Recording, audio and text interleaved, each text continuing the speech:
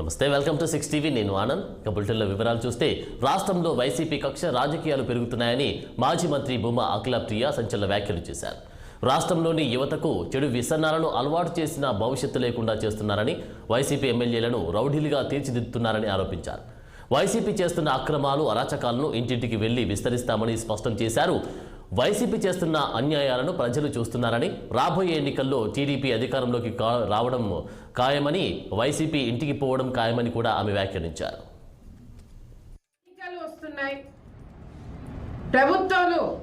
ఈ ప్రభుత్వము వైఎస్ఆర్సీపీ పార్టీ చేసిన అరాచకాలు, అక్రమాలు, అన్యాయాలు ఇంటింటికి వెళ్ళి వాళ్ళు చేసేవన్నీ అక్రమాలు చెప్తూనే, రేపు పొద్దున చంద్రబాబు నాయుడు గారు వస్తే ఈ రాష్ట్ర భవిష్యత్తు ఏ విధంగా ఉండబోతుందని వాళ్ళకి భరోసా ఇస్తూ ఈరోజు ప్రతి ఒక్క గ్రామంలో మేము తిరగడం జరుగుతుంది.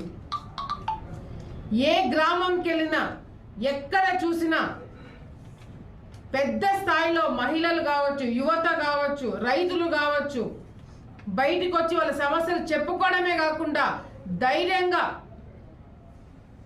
ఎమ్మెల్యే కుటుంబము మమ్మల్ని చందాలు అడిగినారు, రైతులు నీళ్ళు అడిగితే చందాలు వేసుకొని డబ్బులు ఇవ్వండి అని చెప్పి అన్నారని చెప్పి ధైర్యంగా వచ్చి ఈరోజు చెప్తున్నారు.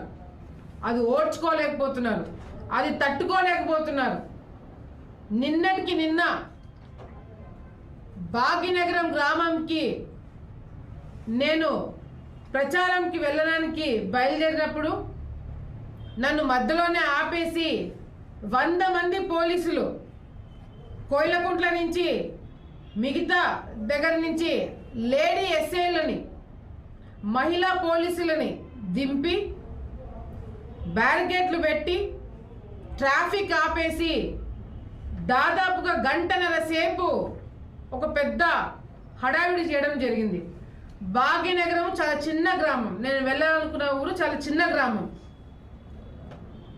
గంటలో ఆ ఊరు మొత్తం ఇంటింటికి అయిపోగొట్టి నేను ఇంటికి కూడా వెళ్ళిపోయేదాన్ని. కేవలము ఎమ్మెల్యే, వైఎస్ఆర్సీపీ ఎమ్మెల్యేను కూడా అనకూడదు. ఎమ్మెల్యే అంటే ఒక హోదా, ఒక మర్యాద, ప్రజలు ఎన్నుకునే ఒక నాయకుడిగా ఎమ్మెల్యేని అంటారు. కానీ వీళ్ళని ఎమ్మెల్యేగా సంబోధించకూడదు. వైఎస్ఆర్సీపీ ఆలగడ్డ రౌడీజం చేసే, గూండాయిజం చేసే,